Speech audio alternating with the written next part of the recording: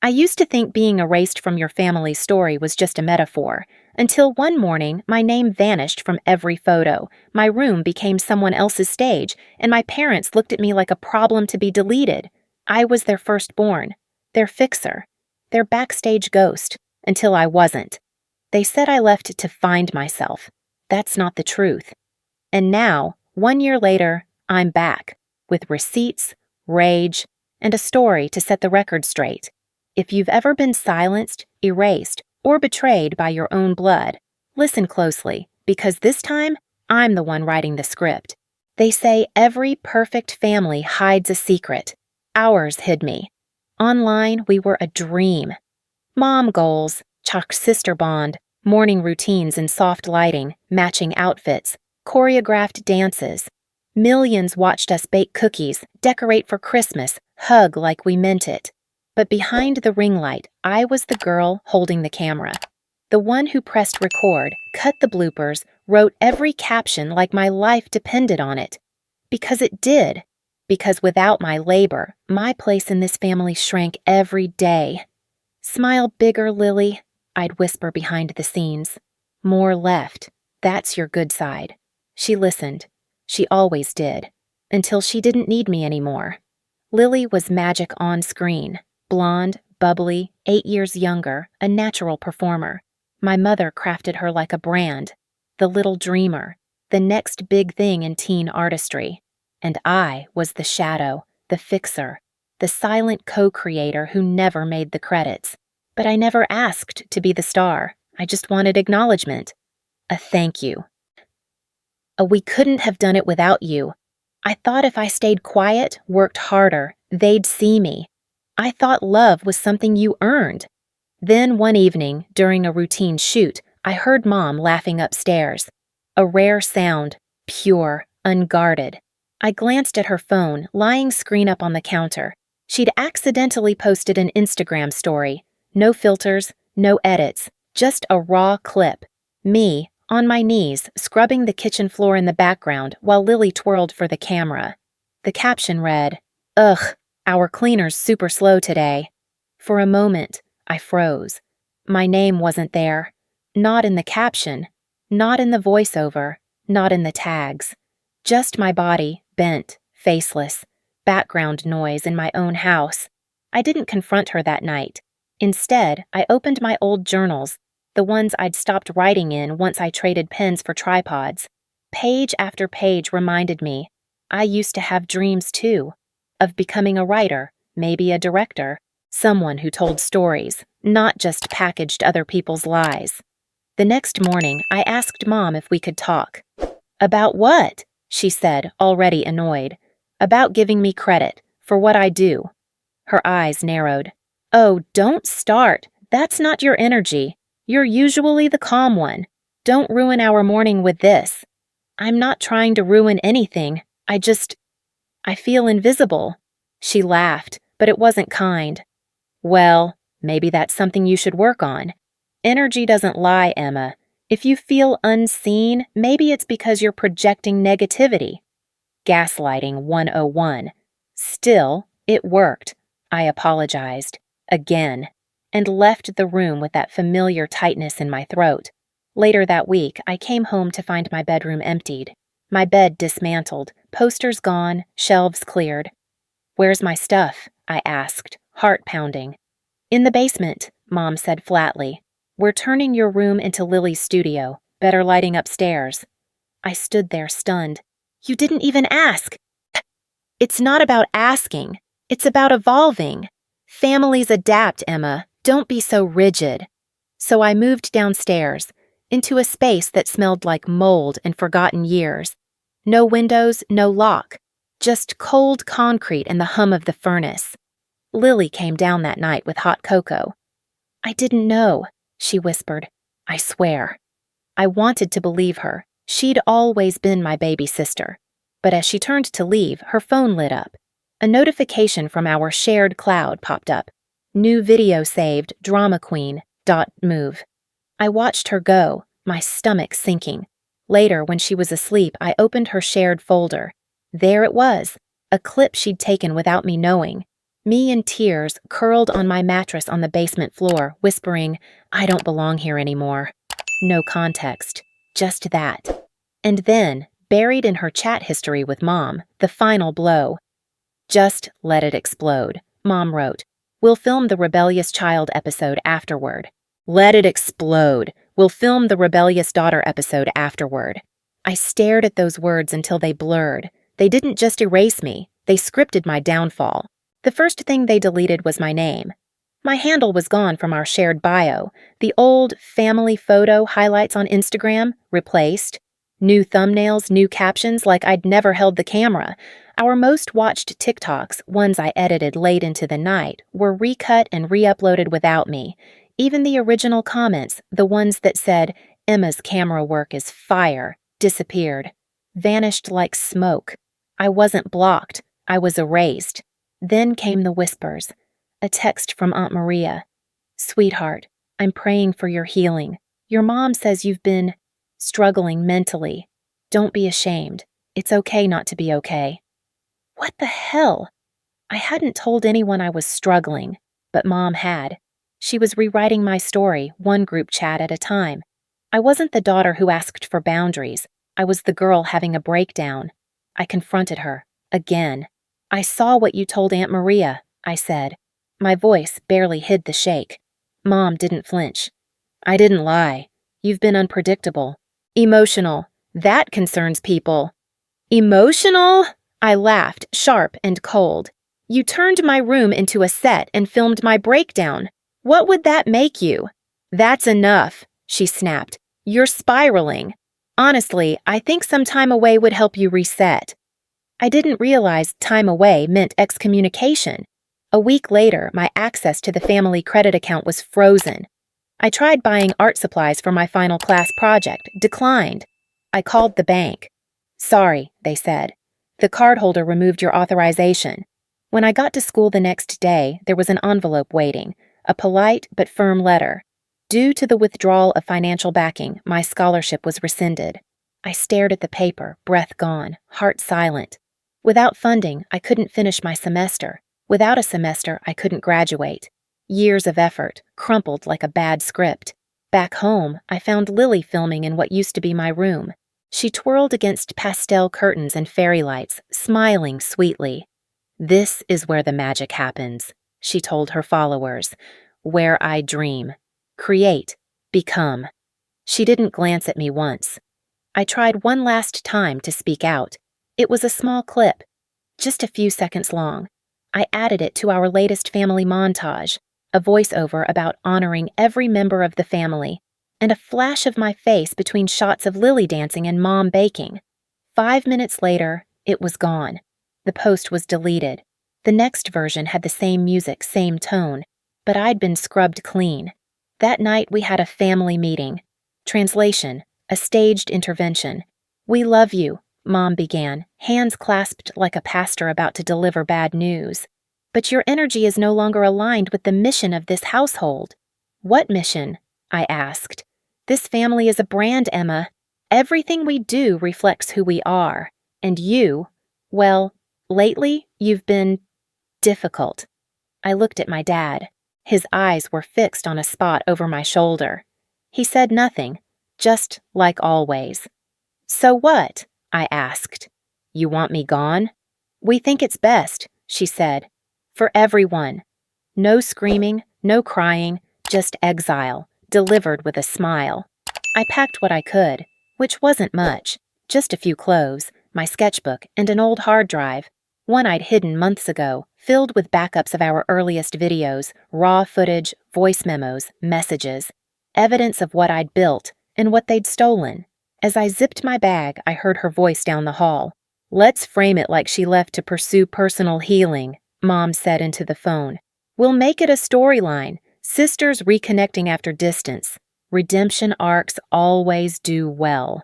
We can even tease a possible return. Audiences love a comeback." I stood there, frozen, the door halfway closed, my heart split between collapse and fury. I was content to fade away, but they wanted to use me. Again. I walked out into the cold night with nothing but that hard drive and a half-dead phone. The porch light flickered behind me as I stood at the bottom of the steps. Then I did one last thing. I opened Instagram, took a blurry photo of the house, wrote 3 words. "I'll be gone." Posted it, waited, added one more line. But not forgotten. I didn't disappear. I was simply nowhere worth finding. Park benches became my bed, the corner of a 24-hour diner, my office. My mornings began with instant coffee and paper cups and ended with silent wars against the cold. The world moved around me, and I moved through it like a shadow. No one looked twice, except the ones who did, with pity or recognition, both cutting. "You're that girl," a teenager whispered once, phone half raised. "The one who freaked out and left her perfect family." That word, perfect, still scraped. I found work at a coffee shop on the edge of the city, the kind of place with indie playlists and hand-lettered chalk menus. They didn't ask questions. I didn't offer answers. I mopped floors, poured lattes, wiped lipstick stains from cups. At least there, I wasn't being filmed. Online, I was still a character. Still a ghost. Lily's profile had a new series, Nostalgia Diaries. Photos of our childhood room, my posters, my books, even my teddy bear. She posed with them like relics of her own past. "My sister gave me this," she wrote under a photo of the bear. "She always knew what I loved." The comments were full of heart emojis and goals. No one knew she'd taken that bear from my box the day I left. No one asked what I had loved. Then, one afternoon, it happened. A man collapsed in the cafe. He was tall, graying, dressed in layers like he hadn't stopped moving for days. I dropped my rag and ran to him without thinking. "Sir?" I knelt beside him. "Hey, stay with me." Someone called 911. I held his hand. He gripped it like I was an anchor. He came back the next day, cleaned up, shaved, apologetic. "You saved me," he said. Not just that day. I'd been drowning for a long time. I told him it was nothing. He disagreed. "You have presence," he said. "And a story. I can hear it in your silence." His name was Jonah. He wasn't just a grateful stranger. He was a podcast producer. The kind who looked for real stories, the unpolished, the painful, the ones no one else dared to tell. He asked if I'd ever considered telling mine. "I don't have a story," I lied. He didn't press, but he left his card and a note. "When you're ready to stop being erased." A week later, I showed up at his studio. Just to observe, I told myself. But the moment I stepped into that dim room with its soundproof panels and quiet microphones, something clicked. It felt like a sanctuary. Not for performance, but for truth. I started small, editing clips, cleaning audio, organizing storyboards. Jonah taught me how to build a narrative from breath, pause, tone. I learned the power of silence, how pain, when framed right, becomes revolution. At night, I went through my hard drive, the footage I'd saved, the messages, the drafts. I wasn't collecting anymore. I was curating, building a timeline, proof. Jonah never pushed. But one day he asked, "If this story belonged to someone else, what would you tell them to do?" I said, "Speak." And so I did. We launched an anonymous podcast, no names, no faces, just a voice. I called it The Vanished Sister. The first episode was simple, a monologue about being edited out of your own family, of being cast as unstable when you were just inconvenient. It was raw, shaky, but real. People listened. Then came episode 2, the basement story, the caption, the betrayal. And episode 3, the hard drive, the story of how my childhood room became a studio set, how my life became content. The listens tripled, then quadrupled. Comments poured in, survivors, outcasts, invisible daughters like me. People said they cried. People said they saw themselves. Then came the speculation. Reddit threads started dissecting the story. Twitter sleuths tried matching details. Someone noticed the wallpaper described in episode 2 matched an old vlog from the Caldwell account. A post went viral. "Is the vanished sister Emma Caldwell?" I didn't confirm it, but I didn't deny it either. That night, the podcast hit 1 million downloads, and for the first time in a year, I didn't feel erased. I felt seen. My voice had started as a whisper. Now it was an avalanche. The podcast hit 10 million plays, then 20. The hashtag #TheOurVanishedSister trended for a full week. Every major creator, from makeup reviewers to political commentators, had something to say. Some called it the bravest podcast of the year. Others just called it devastating. One petition, started by a fan, demanded an official apology from the Caldwell family. Within 72 hours, it passed 100,000 signatures. I knew what I had to do. I opened the next episode not with static or music, but with breath. "This is Emma Caldwell," I said clearly. Yes, that Emma. There was no going back. The internet exploded. Screenshots of our old videos resurfaced. People dissected body language, freeze-framed Lily's eyes in old vlogs, rewatched moments they'd once loved and now saw as fake. DMs flooded in, some kind, some vile, all loud. But then one email stopped me cold. The subject line read, "You don't know me, but I've seen everything." Inside was a message from someone named Grace. She had worked for my family years ago, assistant editor for our content during the early days of our channel. She'd quit after 2 months, claiming creative differences, but I'd never known why. Now I did. Grace had saved copies of footage my mom thought deleted, clips that were too raw, too damaging, too real. One of them was attached to the email. It opened with Lily and my mother in the kitchen, framed like a reality show confessional. "Mom, we need something more emotional. Viewers love mental health arcs. Let's play up the anxiety angle." Lily, "But Emma's not like that." Mom, "She's dramatic enough. Just give her a nudge. Film when she cries. We'll build the rest in editing." My stomach twisted as the camera kept rolling. Mom, "We'll tease a fallout, a reconciliation. People eat that up." Lily, "You think she'll forgive us later?" Mom, "Doesn't matter. By then, she won't be relevant." I stopped the video. My hands were shaking. They hadn't just used me. They'd orchestrated my breakdown, engineered it like content, crafted pain for profit. I stared at the hard drive on my desk, then looked at the camera Jonah had let me borrow. "This ends now," I whispered. "Not for me. For every daughter they silenced." I hit record. The next week was a blur of action. I contacted a lawyer who specialized in digital rights and emotional abuse in media. She was fierce, sharp, and had followed the podcast since episode 1.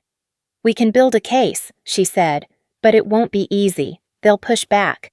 "I'm not looking for money," I told her. "Just truth." She nodded. "Then let's start building your firewall." We assembled everything: emails, metadata, time-stamped video files, public comments, past contracts. We created a secure archive, mapped every edit they'd made to my identity. Then I started writing. The Ghost in the Family was part memoir, part manifesto. It wasn't just about what they did to me. It was about how families like mine thrive on silence, perfectionism, and shame. It was a book for every erased girl, every scapegoated child, every survivor told to smile while drowning. But the book wasn't the climax. The video was. I planned it carefully. It would air during the most critical moment of Lily's career, a sponsored live stream event with one of the biggest brands on social media. She was set to announce a clothing line inspired by sisterhood. The irony was unbearable. I contacted a few friends in the digital space. Hackers, coders, former collaborators. All people who knew what my family had done and were ready to help. Not to break laws, but to reroute attention. We didn't touch her event. We simply placed my video where it would land the hardest. Every viewer who clicked into Lily's stream received a 2-minute pre-roll ad. But it wasn't an ad. It was me, sitting in front of the camera. No music, no filters. "Before you buy anything," I began, "you should know who you're buying from." What followed was the unedited clip Grace had sent, the confessional, the nudge, the plan. Then a direct appeal. "My name is Emma Caldwell. I was erased so someone else could shine. I'm not here to take her place. I'm here to tell the truth." We scheduled the release to hit at the exact moment Lily was supposed to unveil her new line. She smiled into the camera, bathed in ring light, and then the feed froze. 2 million viewers blinked, and I began to speak. It took less than 30 seconds for the stream to fracture. Lily's smile was still frozen on screen when my face appeared in its place. My voice, calm but unwavering, cut through the feed like a scalpel.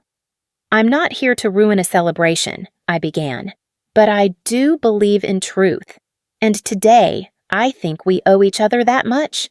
The video was everything the family had never been: raw, unscripted, undeniable. Edited with surgical precision, it opened with the now infamous kitchen clip. My mother and Lily discussing how to manipulate my emotions for views. Then it spliced in the gaslighting texts, the basement footage, timestamps of when my name was erased from social bios, the receipts, all of them. "Erasure," I said in the narration, "doesn't begin with silence. It begins when people decide your pain is less profitable than your absence." By the time the live stream cut back to Lily's face, she was visibly shaken. She blinked at the camera, eyes wide, lips parted as if the words had been sucked from her throat. The brand she was working with pulled the stream offline within minutes. But the internet had already done its job. Let Emma Speak hit #1 on Twitter within the hour. Thousands of people flooded comment sections of old Caldwell videos with calls for accountability. Fans who once adored the picture-perfect family now dissected every clip for signs of coercion, manipulation, and control. But the biggest blow came from someone I never expected: my father. He posted a single-page letter, typed and scanned, with his full signature at the bottom. It read, "I can no longer remain silent. My name is Daniel Caldwell. I am the father of Emma Caldwell, and I want the world to know she was never wrong, she was never broken, she was brave, and we failed her. I failed her." It was simple, but it cracked the whole house. In the next 48 hours, every brand associated with my family severed ties. Sponsorships collapsed. The merch store was taken down. YouTube comments were disabled. PR statements were rushed out, but no one was listening anymore. The damage was done. At Lily's next public appearance, outside a hotel where paparazzi had gathered, a reporter shouted, "Has your sister forgiven you yet, Lily?" She didn't answer. She just cried. The footage was everywhere by nightfall.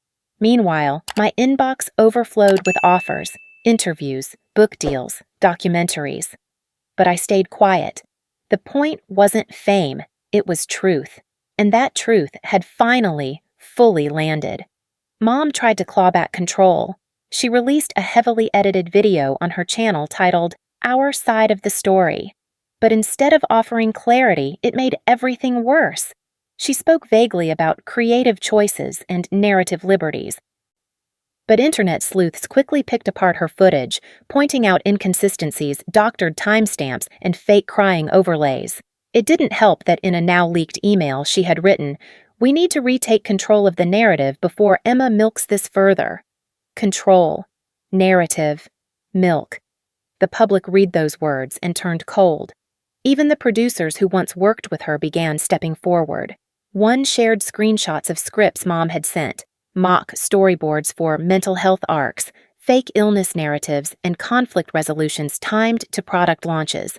People didn't just turn away, they recoiled. The Caldwell brand didn't fade, it collapsed. One by one, the fans disappeared. The apologies weren't enough. The silence had lasted too long. The story had gotten too ugly to ignore. And through it all, I stayed off camera. I didn't sue. I didn't threaten. When asked in a podcast interview whether I'd pursue legal action, I simply said, "No. I want them to live in the silence they worked so hard to escape." It wasn't revenge. It was reclamation. My story was mine now. That night, as I closed my laptop, a single notification buzzed through. A new email. Subject line: "If you still read these..." It was from Lily. "Emma," it began, "if you're reading this, I just wanted to say, I didn't know how far Mom would go, and when I did know, I didn't stop her. I was scared and selfish, and I hurt you in ways I don't even understand yet. But I remember when you used to read to me under the covers. I remember the song you made up when I was scared of the dark. I don't expect forgiveness, but I hope someday we can speak again, not on camera, just as sisters." I didn't respond, but I didn't delete it either. The hardest part wasn't the silence, it was the peace. After years of chaos, of chasing validation, of being shaped and edited by someone else's vision, peace felt foreign, unnatural, like a room too quiet after the music stops. But I let it settle. I let it wash over me in waves. And slowly, it became mine. With the podcast concluded and the public storm passing, I knew my story wasn't just mine anymore. It belonged to every invisible child who had been told they were the problem. So I built something with that truth. It started with a small website, resources, forums, a safe space. Then it grew, fast. Donations, volunteers, survivors sharing their own stories. We named it Truth House, a nonprofit for young adults recovering from narcissistic family trauma. We offered counseling scholarships, writing workshops, community healing retreats. The mission was simple: to help people reclaim their narratives before someone else did. When Ted reached out, I hesitated. "Are you ready to be seen again?" Jonah asked. I nodded, but this time on my terms. The theater was full. Red dot on the stage. Lights dim. I stepped out, heart thudding not with fear, but with resolve. "My name is Emma Caldwell," I began, and my family erased me. The silence after that sentence was electric. I told them everything, briefly, without bitterness. Just the facts. What it means to be the scapegoat in a family built on image. How manipulation wears the mask of love. How silence can be louder than any scream. The video went viral within days. The family that erased me passed 1 million views in less than a week, but the comments meant more than the numbers. "Thank you for saying what I never could. I thought it was just me. You helped me name the wound." Around the same time, The Ghost in the Family hit shelves. I thought maybe a few survivors would pick it up, but the world was hungry for honesty. It debuted at #1 on the New York Times bestseller list. People called it searing, redemptive, necessary. I just called it closure. At one book talk in Chicago, I stood in the lobby after the Q&A, signing copies when the crowd parted. She walked toward me slowly, hands shaking, eyes full. "Lily." The room froze, cameras lifted, but she didn't pose. She didn't speak to the press. She walked straight to the mic and asked quietly, "May I?" I nodded. She turned to the audience. Her voice trembled, but she didn't look away. "I hurt my sister," she said. I stood by while others erased her, and when she screamed for help, I covered my ears. People held their breath. "She is the reason I have any integrity left," she continued, "because after everything, she still chose truth over revenge, and she still lets me stand here today." She looked at me then, eyes wet. "You're the only person I've ever looked up to, even when I pretended not to." I didn't cry, but something in me cracked open gently. We hugged, just once, just long enough. That night, I booked a one-way ticket out of the city. No fanfare, no press release. I found a small cabin on the edge of the woods. No cameras, no schedules, no story arcs. Just trees, wind, quiet. The kind of place where nothing echoes but your own breath. I named it the House of Truth. A place where I didn't have to perform to be loved. There, I wrote letters. I read poetry. I grew herbs I couldn't pronounce. Some days I spoke to no one. Other days I laughed out loud at nothing, and for the first time, I felt real. One morning, a letter arrived. No return address. Just a shaky scrawl on the front. For Emma. Inside was a note from a girl I'd never met. "I'm 12. My mom says I make things up, that I'm too sensitive and too much. I read your book. It made me feel like I'm not crazy, like maybe I'm just honest. Thank you for helping me believe I deserve better." Taped to the back was a drawing of a small house with a sign over the door that said, "Come in if you're real." I smiled for a long time. Then I whispered, Not to the world, but to myself for the first and only time. I'm home.